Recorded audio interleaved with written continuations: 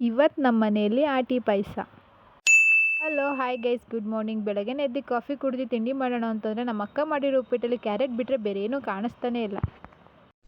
ಏನು ಅರ್ಥವೇ ಆಗ್ತಿಲ್ವೇ ಈ ಕೇಸು? ಮಾಡಿರೋ ತಿಂಡಿನೇ ತಿನ್ಕೊಂಡು ಇನ್ನೇನು ಮಾಡೋಕ್ಕಾಗಲ್ಲ ಅಂತ ಹೇಳಿ ನಮ್ಮ ಆಂಟಿ ಮನೆಗೆ ಹೋದರೆ ನಮ್ಮಮ್ಮ ನೋಡಿಕೊಂಡು ನಮ್ಮಮ್ಮ ಸಂಘದ ಬುಕ್ ಓದೋದಲ್ಲೇ ಇಷ್ಟರ ಮಟ್ಟಿಗೆ ಓದ್ತೈತೆ ನೋಡಿ. ಇದು ಆಕ್ಚುಲಿ ಚೆನ್ನಾಗಿರೋದು. ಈ ಫಿಗರ್ ಎಲ್ಲೋ ನೋಡ್ದಂಗೈತಲ್ಲ. ನಂಗೂ ಹಂಗೆ ಅನ್ನಿಸ್ತಾ ಐತೆ. ಹಾಗೆ ನಮ್ಮ ಅಕ್ಕನ ಸ್ವಲ್ಪ ಹೊತ್ತು ರೇಗಿಸ್ಕೊಂಡು ಮಾತಾಡಿಕೊಂಡು ಅಲ್ಲಿಂದ ನಾನು ಕೆಲಸ ಕೊಟ್ಟೆ, ಯಾಕಂದರೆ ಟೈಮ್ ಆಯಿತು ಅಷ್ಟರಲ್ಲೇ. ಹಾಗೆ ಶಾಪ್ಗೆ ಹೋಗಿ ಶಾಪ್ ಓಪನ್ ಮಾಡಿ ಶಾಪಲ್ಲಿರೋ ಕೆಲಸನೆಲ್ಲ ಮುಗಿಸಿ, ಹಾಗೆ ನಮ್ಗೆ ಗೊತ್ತಲ್ಲ ಟೀ ಇಲ್ಲ ಅಂದರೆ ಆಗೋದೇ ಇಲ್ಲ. ಹಾಗೆ ಒಂದು ಟೀ ಕುಡ್ಕೊಂಡು ಅಷ್ಟರಲ್ಲೇ ಮಧ್ಯಾಹ್ನ ಆಯಿತು. ಮನೆಗೆ ಬಂದರೆ ಊಟಕ್ಕೆ ನನ್ನ ತಮ್ಮ ನೋಡಿ ಚಿಲ್ಲರೆ ಕಾಸು ಬ್ಯಾಗಿಂದ ಒಂದೊಂದೇ ತೆಗಿತವನೆ.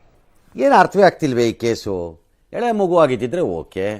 ಹಾಗೆ ನನ್ನ ತಮ್ಮನ ಹತ್ರ 5 ರೂಪಾಯಿ ಕುಡ್ಕೊಂಡು ಒಂದು ಕುರ್ಕುರೆ ತರಿಸ್ಕೊಂಡು ತಿನ್ಕೊಂಡು ಊಟ ಮಾಡ್ಕೊಂಡು ಶಾಪ್ ಕೊಟ್ಟೆ.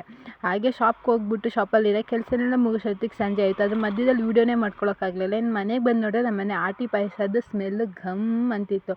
ಹಾಗೆ ನನ್ನ ತಮ್ಮ ಏನು ಮಾಡ್ತಾನೆ ಅಂತ ನೋಡಿದ್ರೆ ಅವನ್ನ ಅಕ್ಕದಿರಿಗೋಸ್ಕರ ಎಣ್ಣೆ ಮಾಡ್ತಾಯಿದ್ದಾನೆ.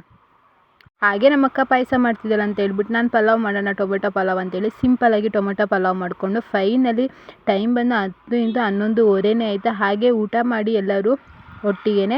ಇವತ್ತಿನ ಡೇ ಹೀಗಿತ್ತು. ಈ ಲಾಗ್ ಇಲ್ಲಿಗೆ ಎಂಡ್ ಮಾಡ್ತಾಯಿದ್ದೀನಿ. ಇಷ್ಟ ಆದರೆ ಲೈಕ್ ಮಾಡಿ, ಫಾಲೋ ಮಾಡಿ. Thank you. ಅಷ್ಟೇ.